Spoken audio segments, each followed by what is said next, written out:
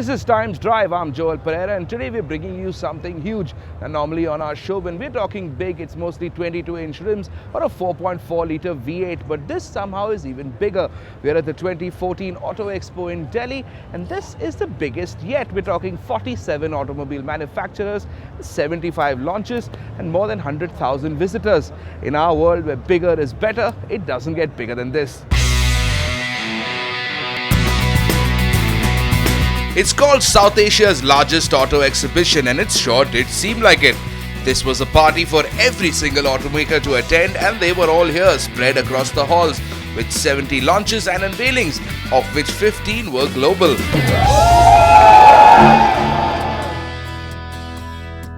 2012's badly managed event was a distant memory as the expo moved from the traditional yet kinda decrepit Pragati Maidan to the spanking new India Expo Centre in Greater Noida.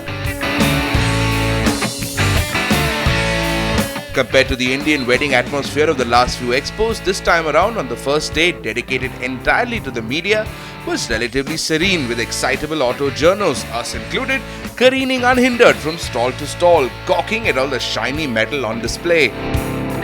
Yep, considering that the first 2 days is when all the action is, car makers dived right in, launching cars left, right and centre. To join me on the stage to unveil our highlight of this year's event. Really, with the number of slip cloths being pulled off shiny new models, it was getting difficult to track. Still, because of our dedication to our craft, we did keep track so that you can get a front view seat of everything going on at the expo. And as always, India's largest car maker Maruti got the ball rolling with the launch of its much awaited Autobox small car, the Celerio.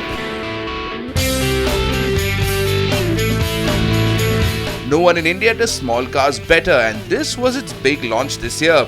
Powered by an updated K10 1-litre petrol engine, the game changer with this car is an automatic manual gearbox that combines the ease of an automatic with the fuel economy of a manual. If Maruti began the expo with what it does best, Hyundai was close behind, showing off not one but two exciting new cars. 2014 version of the 2-litre CRDI engine-powered Santa Fe SUV, which was launched in 3 variants with prices ranging from 26.3 lakhs for the 2-wheel drive manual all the way up to 29.25 lakhs for the 4-wheel drive automatic. The slipcovers also came off the Accent, the subcompact variant of the Grand i10. This is a car that should be launched in the first half of 2014.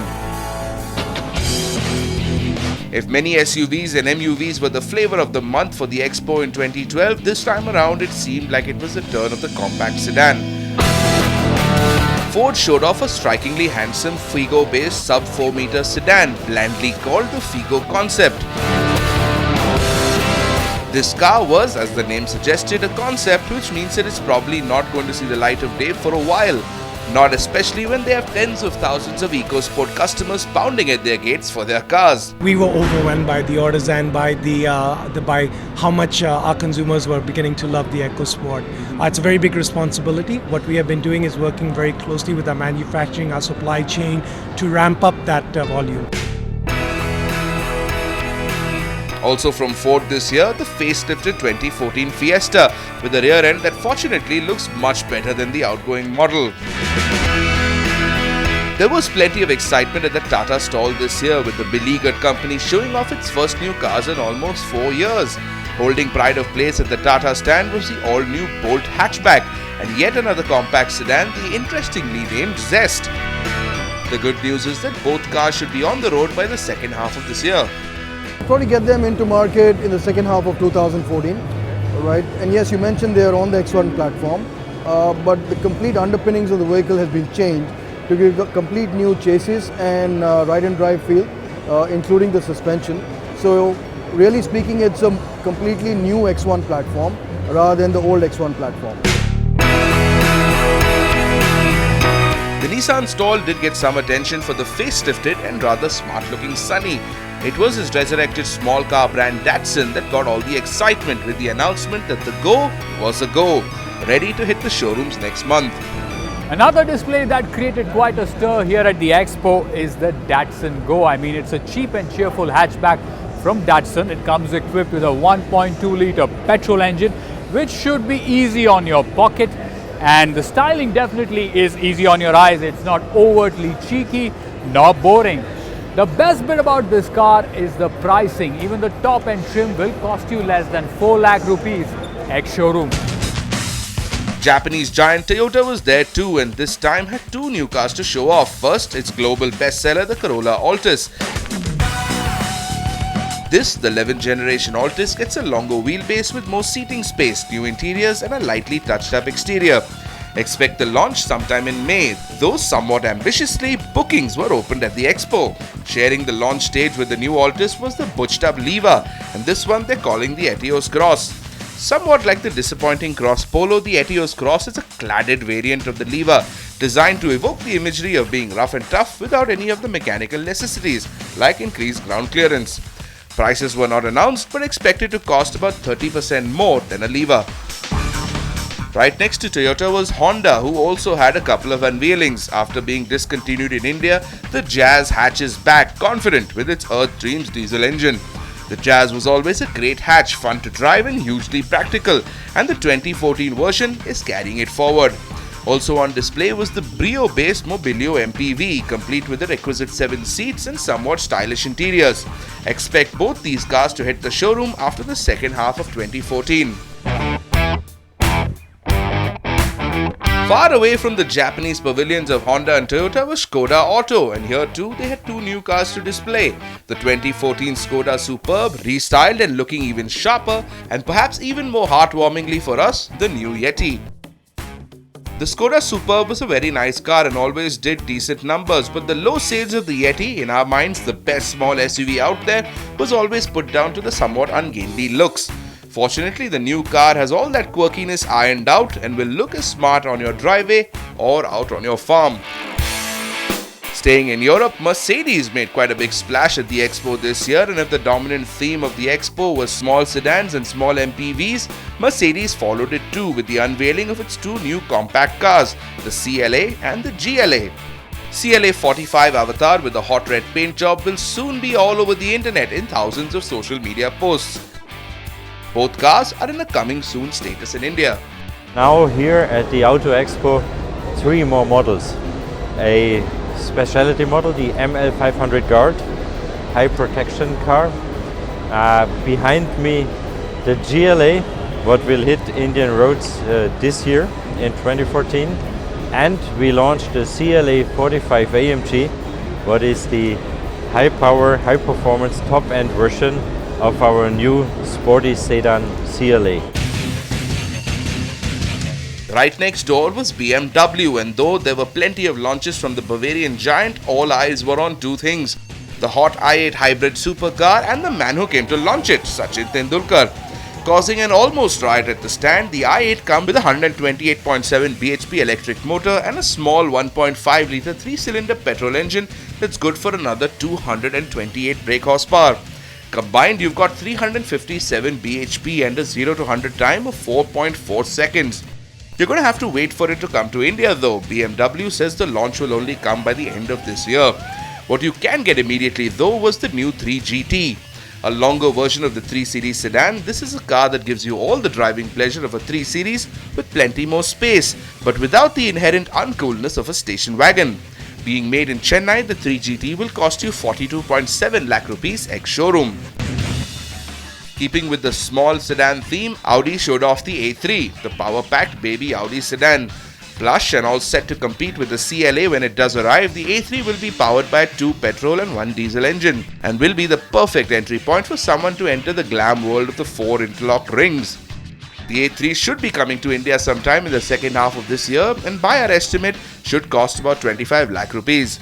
Also on display at the Audi stand was the A3 Cabriolet, the hot convertible, power-packed version of the A3. Our success has been about having the right car at the right time. Getting into this compact sedan limousine market, I think, is a big opener for luxury. And so this makes it quite easy now to step up from maybe from a traditional sedan and move into luxury with your new A3. Jaguar didn't have anything new to launch after the F-Type that it debuted last year, but across the aisle in the Land Rover stall, all by itself in its own glass display case, stood the gargantuan long wheelbase Land Rover. The LWB will be the most expensive car in the JLR range, and for that much extra cash, you get a wheelbase that's extended to 186mm, seats that recline 17 degrees, and bragging rights at your local golf course. We're going to take a short break right now, but when we come back, we're going to pay a visit to the action-packed motorcycle pavilions, plus the best and most outlandish concept we've seen so far. Come right back. Welcome back. Now, while the car makers might have grabbed all the attention, there was plenty of launch action at the motorcycle pavilions. Here's what the next 2 years of Indian motorcycling is going to look like.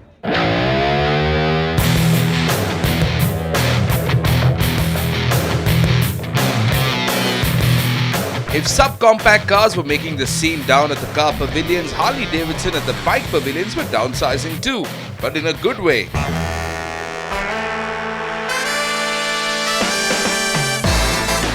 After announcing the all-new Street 750 last year at Milan and then unveiling it at the India Bike Week in Goa last month, Harley closed the final question relating to the Street by launching it and revealing the price, a very tasty 4.1 lakh rupees ex-showroom. They said three big things. They said they wanted something that was set up for meeting the challenges of urban riding conditions. So we delivered a liquid-cooled powertrain called the Revolution X.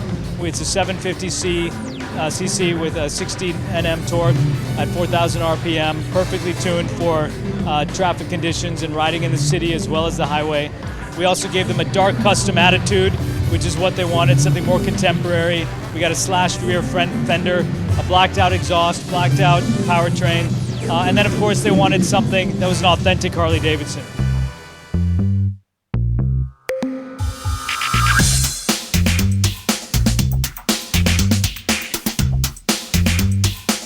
So this right here is the all-new Street 750. It's got the soul of the street and the design DNA is very Harley-Davidson dark custom.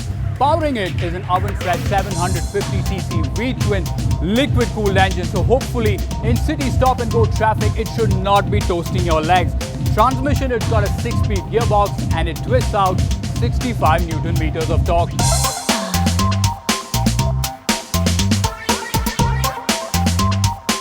Now the ergonomics, you sit pretty low slung and it will favor a lot of short riders with your feet firmly planted on the ground. The foot peg positioning is pretty neutral. You get wide handlebars and a narrow front end, so cutting through city chaos should not be a problem. You know what the real sweet deal is? This bike has a large degree of localization. As a result, it stands at a very attractive sticker price of 4,10,000 rupees ex-Delhi. Right next to the Harley stand stood their British root boy rivals Triumph, and adding to the 10 motorcycles already on sale came one more, the Triumph Daytona 675. This 675cc inline 3 puts out a tremendous 123 brake horsepower. This is a track tool if there ever was one. Price 10.15 lakh rupees. Hey, if you want British steel, you have to pay for it.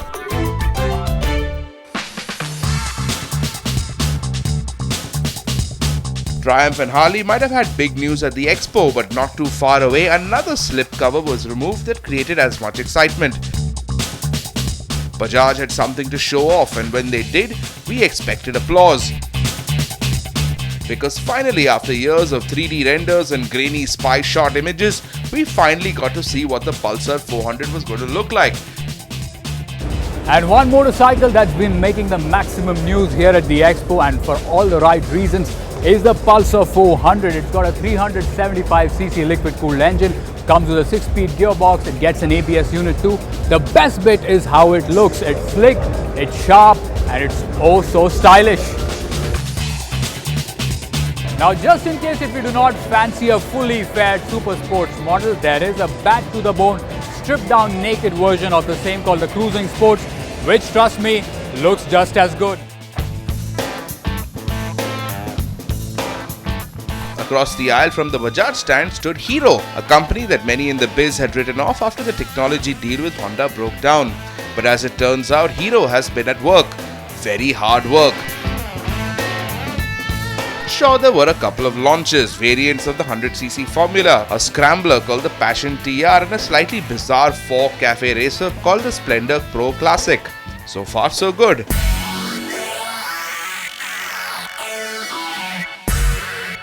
What really got everyone going at the Honda stand though was the reveal of a superbike concept, a 650cc street fighter called the Hastur. We don't know what that means, but damn, does it look good.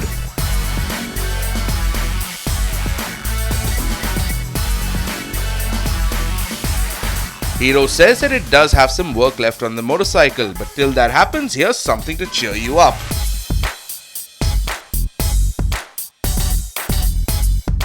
The HX250R, a sports bike built by Hero and Eric Buell Racing.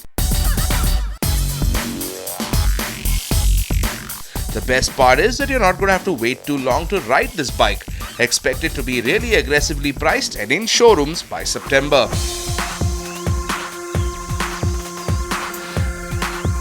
Mahindra has had a bit of a rocky start in the motorcycle biz, but if their display at the expo was anything to go by, it looks like they're only looking to the road ahead. The workhorse Centuro got a bit of a facelift and a disc brake upgrade, but all eyes were on the unveil of the Mojo 300, the long-awaited performance-oriented motorcycle from Mahindra. Under the seat is a liquid-cooled 4-stroke single-cylinder and power is expected at around 28 bhp and is expected to hit the road sometime mid-2014.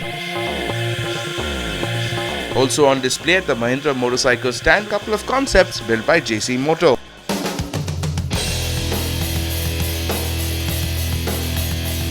The 2014 Expo also saw the coming of an exclusive pedigreed Italian motorcycle brand, but with an Indian twist. Moto Morini, the boutique Italian motorcycle company, had been brought into India by Vardenchi Motors and will be offering two models, the Gran Passo and the Scrambler. Both motorcycles are adventure bikes powered by a 1200cc V-twin engine that's putting out 120 bhp.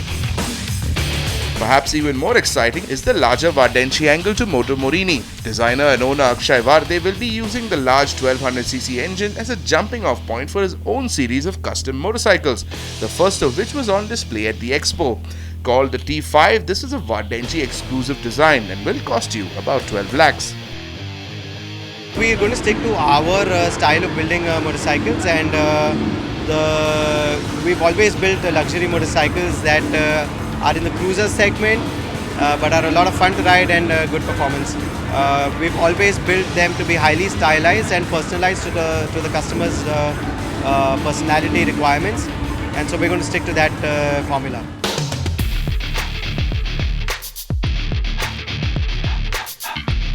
Honda might have not had too much to excite us with, launching only a couple of scooters, but they did have some exciting news for the future.